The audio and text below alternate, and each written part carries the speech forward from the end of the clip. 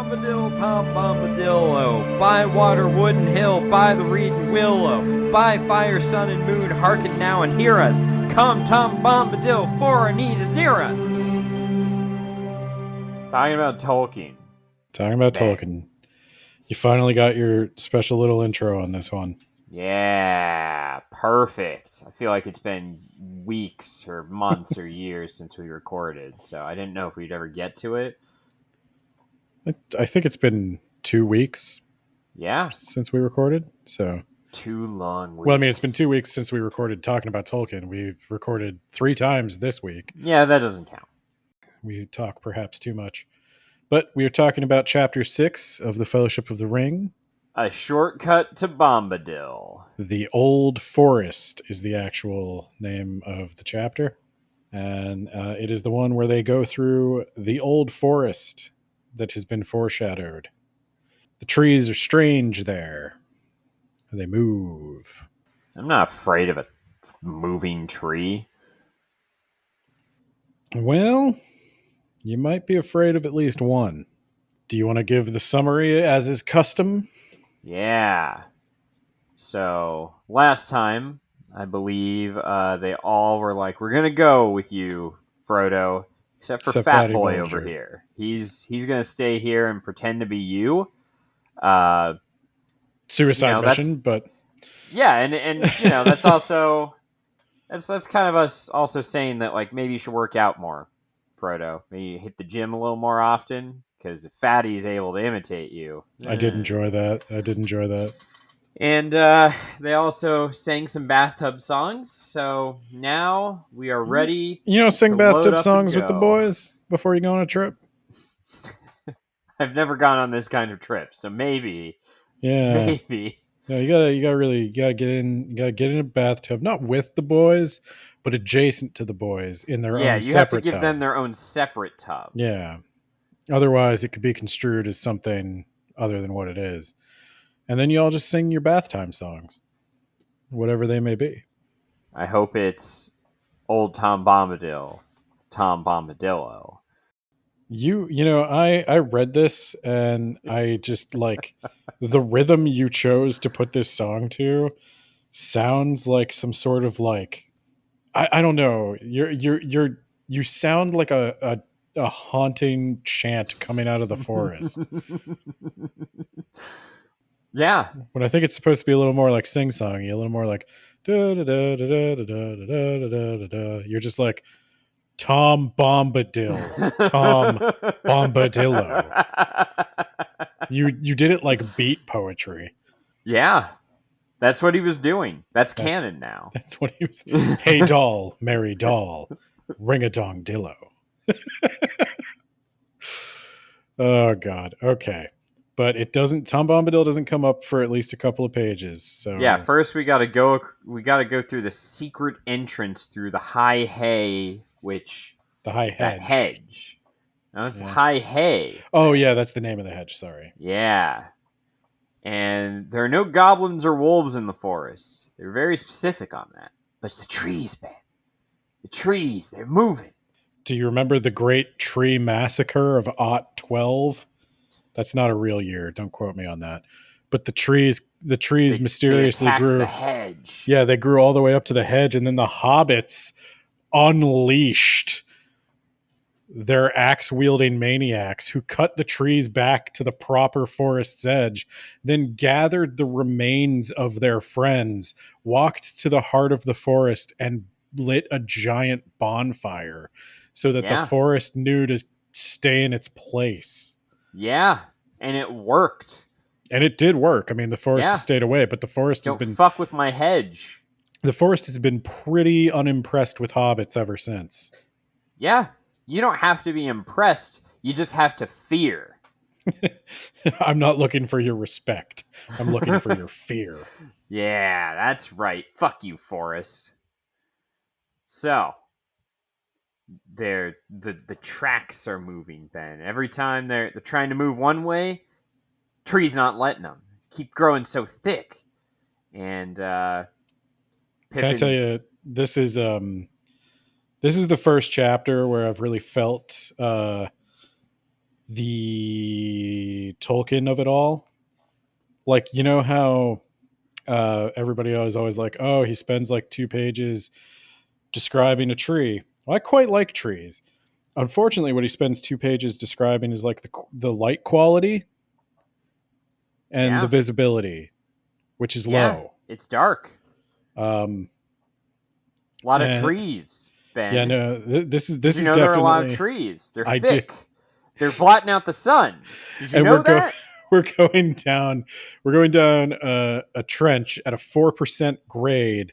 And then when we get to the bottom of the trench, we're struggling to get back out. So we're just gonna have to Yeah, our walk along the ponies trench. can't get out. But this is after like 3 previous trenches that we could have gotten out of. And I will say, as much as I said I would entertain no bashing of Tolkien during this series, were someone to bash that in this chapter, I may hold my tongue.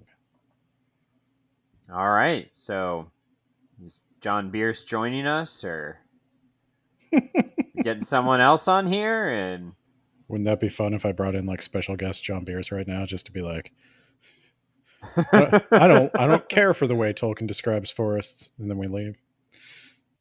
All right. So Pippin is like, we're not gonna do nothing. We're not gonna start nothing, so there ain't gonna be nothing. And the trees are not impressed by that. No, nor was I. So they're like, well, we need to go this way, all right? We need to stay away from the Withy Windle River That is a Hobbit name. because that's where all the weird shit is. Like, You don't want to. even weirder. You don't want to be on the Withy Windle after dark. Yeah, that's right. They don't want to be here after dark because those trees, they'll make it even darker. It's not darkness. This is advanced darkness.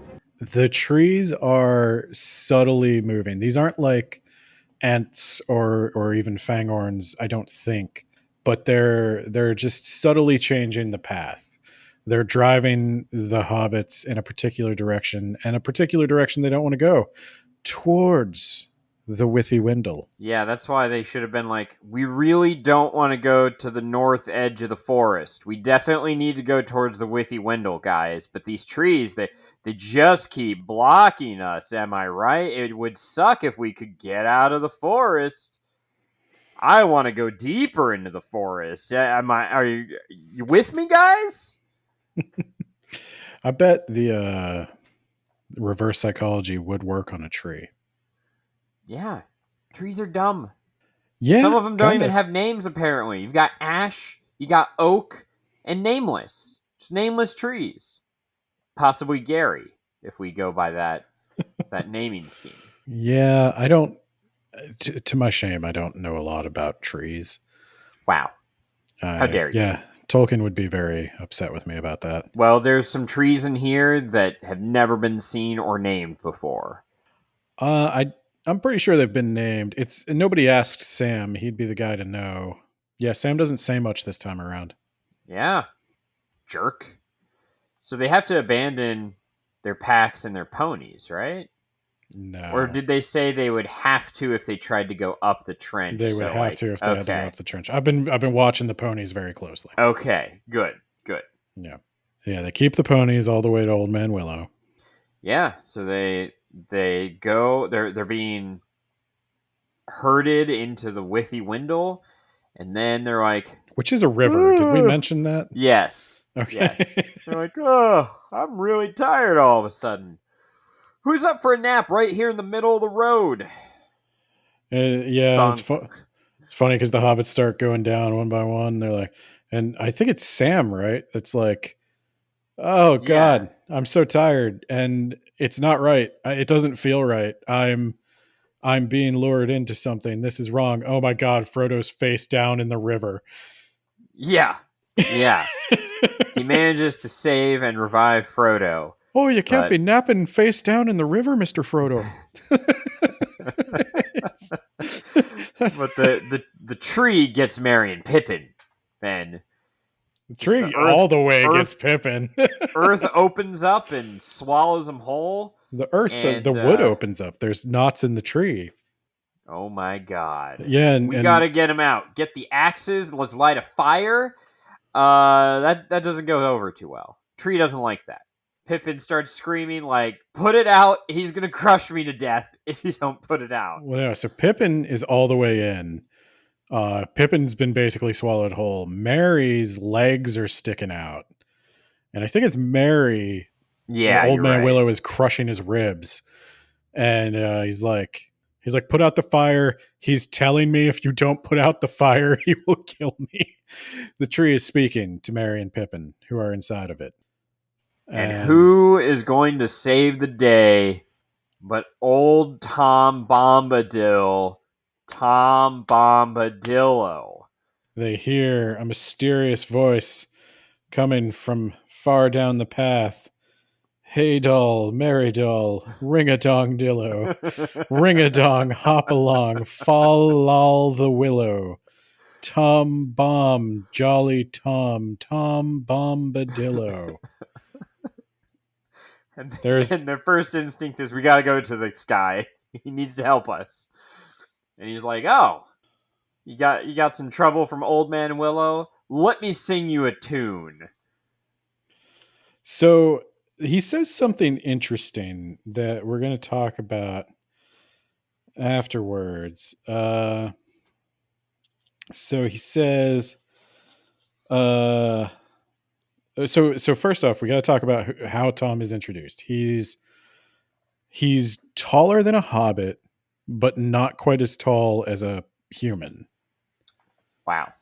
He's got a big brown beard, which hobbits don't usually have. Could I take him in a fight? No. He's low to the ground, well muscled, probably practices Brazilian jiu-jitsu. He's got the look. All those guys got giant beards now. All I've got is what's the one? Is it Tybo? You got Tybo? You got black belt in Tybo? Okay. So he also says, I'm looking for the quote. Capoeira. That's what I was thinking. Capoeira. Oh, the dance fighting. So Tom, they're like, Master Mary's being squeezed in a crack, cried Sam. Good assessment of the situation, Sam. What, shouted Tom Bombadil, leaping in the air? Old Man Willow. Not worse than that, eh? That can soon be mended. I know the tune for him. That caught my eye this time, so put a pin in that. He knows just the tune to deal with Old Man Willow. All right, so he knows the tune, and he saves the day. Possibly with capoeira. Well, it's somewhat undermined by the fact that he's like, so he knows the tune. Keep that in mind for the theories I'm about to spout. But then also, he also just hits him with a stick. He sings him a song, and the Old Man Willow doesn't let go, and then he just picks up a stick and he smacks Old Man Willow. Hey, you gotta learn, okay? You gotta learn your place. You know, we tried the carrot. Now you get the stick. Literally, you don't fuck with Bombadil. All right. If he sings you a song, you do what he says the first time, or he's gonna hit you with a stick. That is how Bombadil do. There's also they talk about the Barrow Downs and how they're at the edge of the forest. We don't want to go there, so let's not. I'm sure we never will. We'll never go there. I would definitely not tease the Barrow Downs, a dangerous, mysterious place filled with possible adventures and experience points and maybe a few magical items, and then just not go there. But I am that one stubborn player that's like, oh, you want me to go to the Barrow Down? But what's over here on the map? This blank area where you didn't put anything? I bet there's some adventure in over there. And then I just keep running into random encounters. Mm-hmm. I wonder what they could all mean. But for now, Tom is like, hey, let's come back to my house.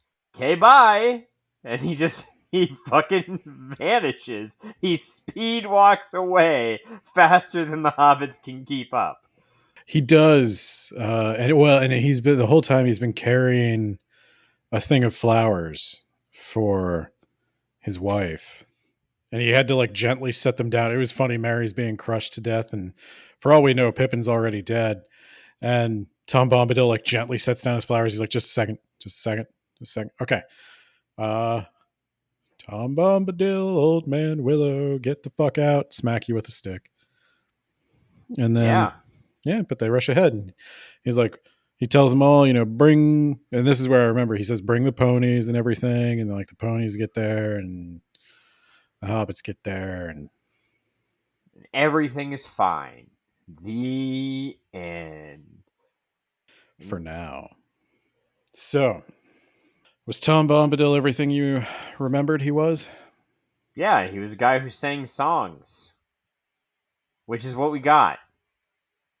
I think we're going to get more Bombadil next chapter, though, because the next chapter is called In the House of Tom Bombadil.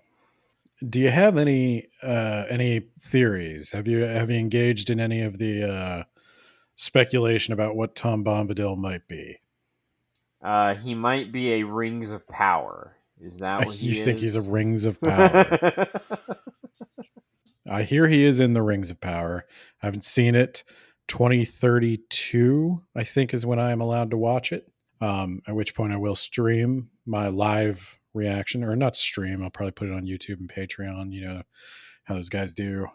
I did hear some spoilers, though.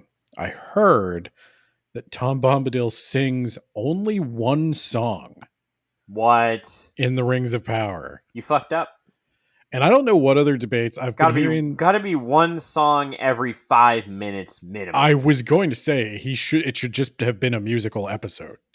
But I heard there's a lot of debate about the Rings of Power, people arguing about lore, like, are there baby orcs? Do orcs have families? First off, yes, they do 100% have families. And then second, I guess people are like, Sauron's not hot enough, or he's too hot, or Galadriel is a fighter, and I don't care about any of that. I'm most offended by the fact that Tom Bombadil is not singing his every line like Les Mis. I want a Russell Crowe, Tom Bombadil performance. And I'm Javert. But yeah, so there's that. So no, in all seriousness, do you have a thought? Or do you have any guesses based on all the Apparently he was stuff? A toy in the Tolkien household? Okay. Is that true?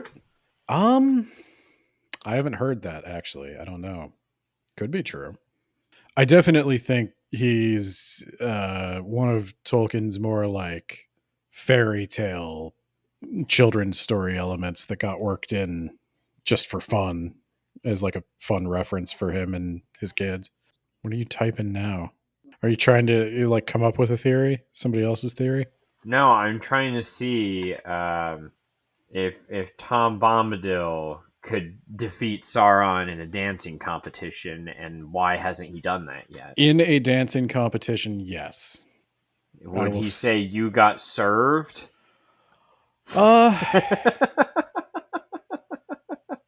Maybe. Maybe. I think we can credit Tom Bombadil with the invention of breakdancing. But in a fist fight, I think Sauron would win. That's unfortunate. Yeah. Tom has all his fingers, too, so that is a powerful blow to Sauron. Damn. So I think I'll go through a couple of theories. The obvious ones for this chapter. One, he's super god. Okay, do you want to do that one? We could talk about that one. Because you once told me you think he was a Ilúvatar. I have ruled that out. Tolkien's letters make it apparent that he is not. So I guess that's one thing. Okay. There is a theory that Tom Bombadil is Eru Ilúvatar, just sort of hanging out in Middle Earth in a corner of it, just sort of watching things go by. It's a pretty decent theory because we'll see, it's pretty famous that like the ring doesn't affect Tom Bombadil, and he has all these strange powers and he seems to be in on everything. Tolkien basically rules that out in the letters. He says that at no point has Eru Ilúvatar entered into this world. And he is sort of comparing, I mean, this is where the Christianity comes in. If Eru were to enter into this world, I think it would be as literally Jesus Christ. Oh, okay. I was going to ask, is Tom Bombadil Jesus? No, I think Jesus is the incarnation of Eru Ilúvatar. If Tolkien were to like imagine this out, I think like he's imagining that this is a sort of mythological version of the world that does lead into our modern world. Okay. So I think So he could be Jesus. no, Jesus is Jesus. Jesus is He Eru could Ilúvatar. emerge Tom later Bombadil on. is He not could walk to that. Israel, cut his beard, and be like, yo. I don't think Jesus sang enough to be Tom Well, Bombadil. that is why he changed his name. Also, I think Jesus was taller. Tom can magic up some. Look, shut up. And Jesus wasn't married to Goldberry. Unless you're really diving deep into the Gnostic Gospels.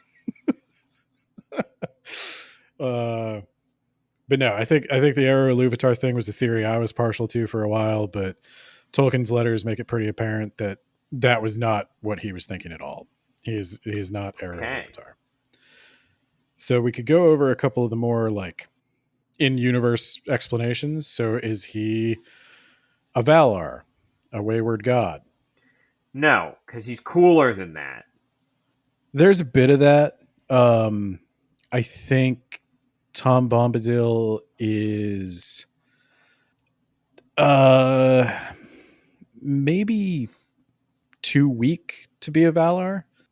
We'll see that in the Council of Elrond, like they do actually mention, what if we give the ring to Tom Bombadil? I mean, it doesn't seem to have any power over him. They come up with a lot of reasons not to do that. The first of which is that he would probably forget about it lose it. Yeah. Get Tom Bombadil some of that Adderall, and we'll be good. Yeah, Gandalf will mention that though Tom Bombadil may well be the last creature in all of Middle-earth to fall to Sauron, he would eventually fall, and a Vala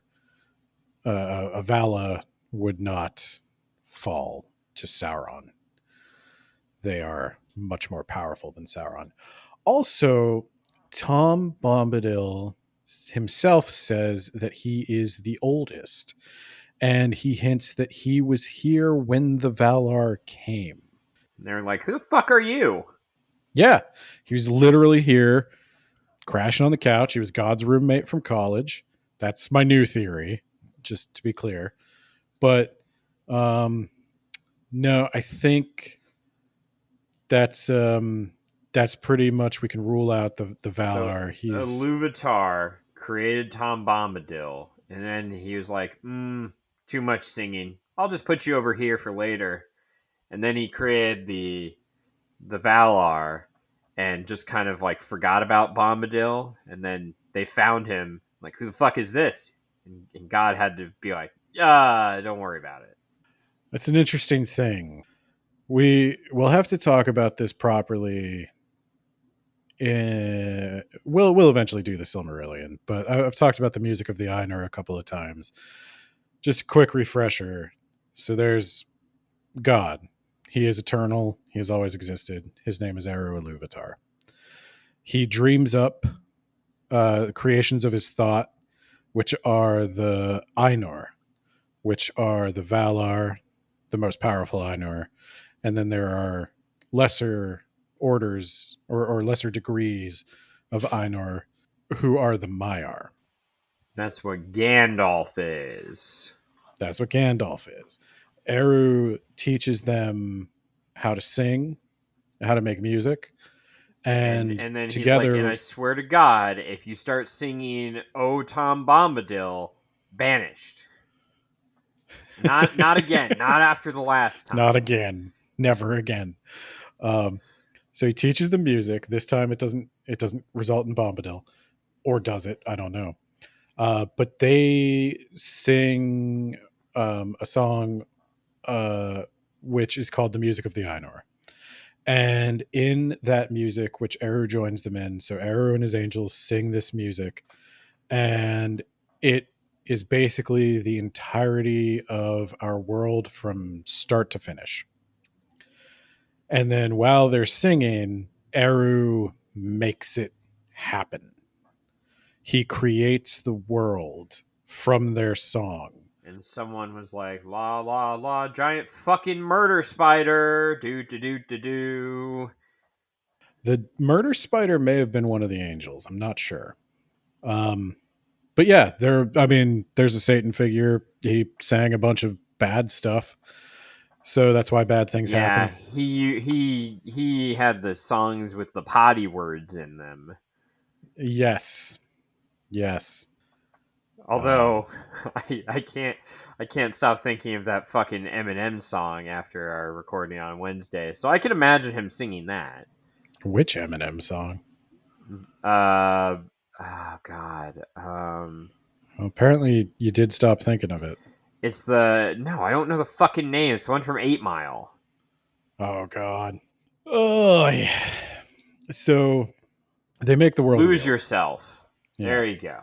So the world's made real. A couple of the gods enter into it to like help create it and Fuck get things around ready. and find out. Make some it's- dwarves. Go whoopsie. Sorry, daddy's got to kill you all now. Yeah, that does happen. But they enter in, and at the point they enter in, I think Tom's already there. Like, who the fuck is this guy? You want to go make some dwarves with me? So I think that kind of rules out that he is either Val or Maya. He's some sort of other He is oldest and fatherless. He says that. That'll be next so chapter. the reverse Jesus. The reverse Jesus. He's fatherless. It's not. No. No, you're right. Yeah, that's just regular Jesus. That's just regular Jesus. I'm telling you, I don't think you keep coming back to this. He's not Jesus. He was Jesus's older brother, Tom Bombadil. Craig. The Anyone remember that song? forgotten Jesus. Craig Christ. That's a oh god, I hope that guy didn't get canceled. Oh no. That's a Stephen Lynch song. I don't trust any comedian from that era. So I think the another popular theory is that he's some kind of nature spirit. No. That's lame. Too lame. Those kind of exist in some middle context. I think that's what his wife is, right? She's a river spirit. Yeah. And she's hot. What?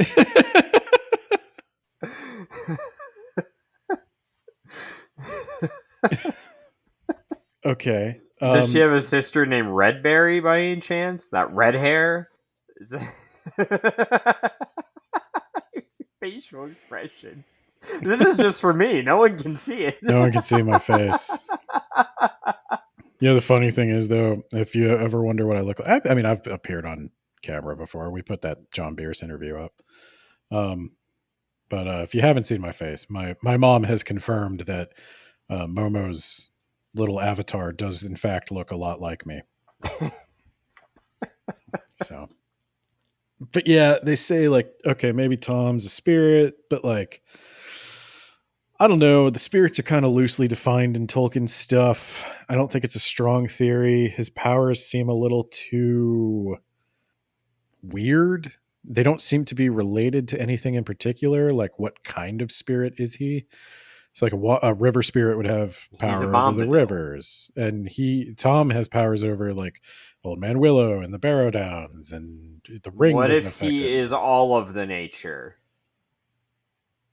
So that is a theory, that he is like a spirit encompassing all of Middle Earth, but he just hangs out in one place because he doesn't feel like it. I think the power over the ring kind of rules that out. So like the other rings of power, the ones that Galadriel and Elrond and Gandalf have. Elrond and Galadriel are using those to influence nature. They're using those to influence Middle Earth. They're preserving their kingdoms in an unnatural state of like constant spring or summer or whatever, and they're protecting it from any natural change or decay. So the rings do seem to have power over the world. And if Tom Bombadil represented the world, I don't know that he'd be fully immune. And also, I'm not entirely sure that any other spirit is ever described as being oldest and fatherless. Like if he's just a spirit of Middle Earth, then where do the spirits come from? It's a wishy-washy thing. I think maybe you could make an argument for it, but I birthed them from my mind. now whose mind are you talking about? Mind pen. Yeah, they don't talk about me much.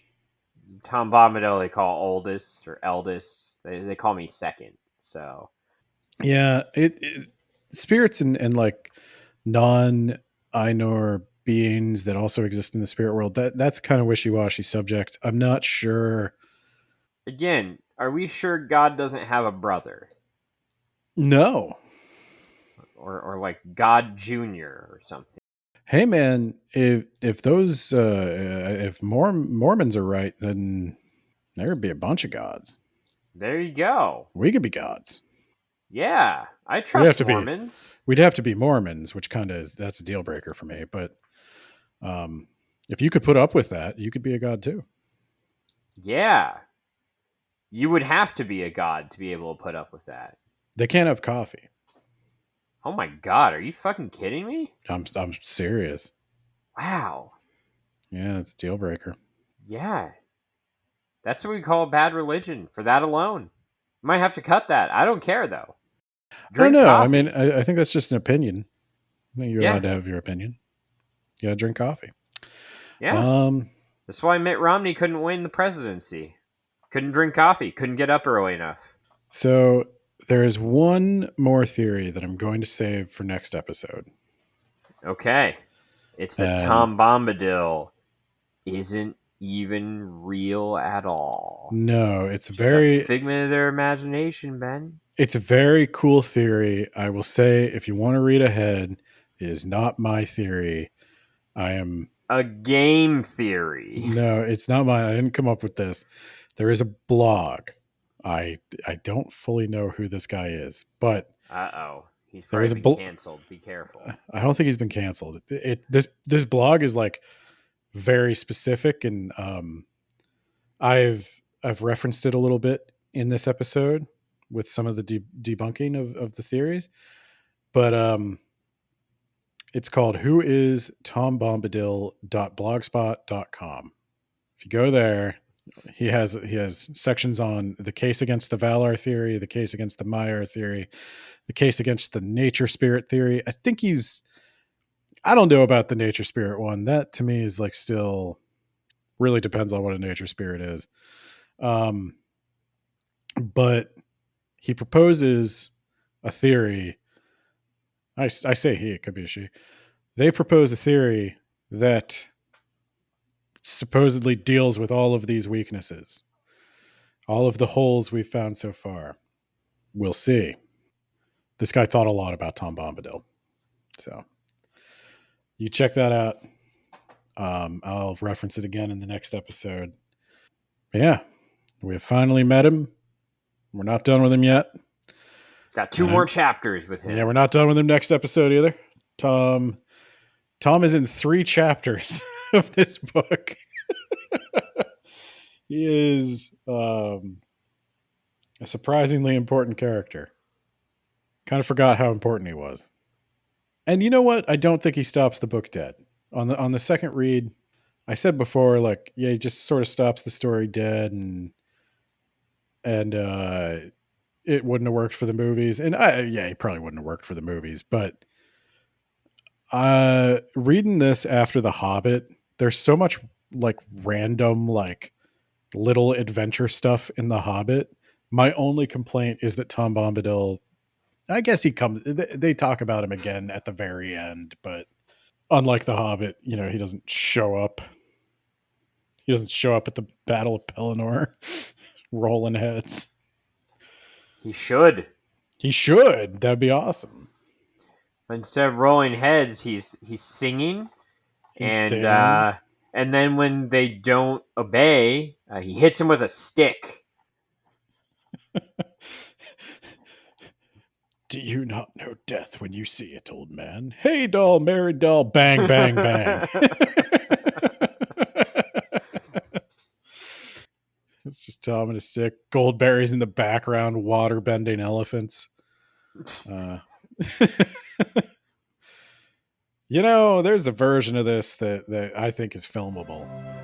Hey, doll, merry doll, ring-a-dong dillo. Ring-a-dong, hop along, fall all the willow. Tom bomb, jolly Tom, Tom bombadillo.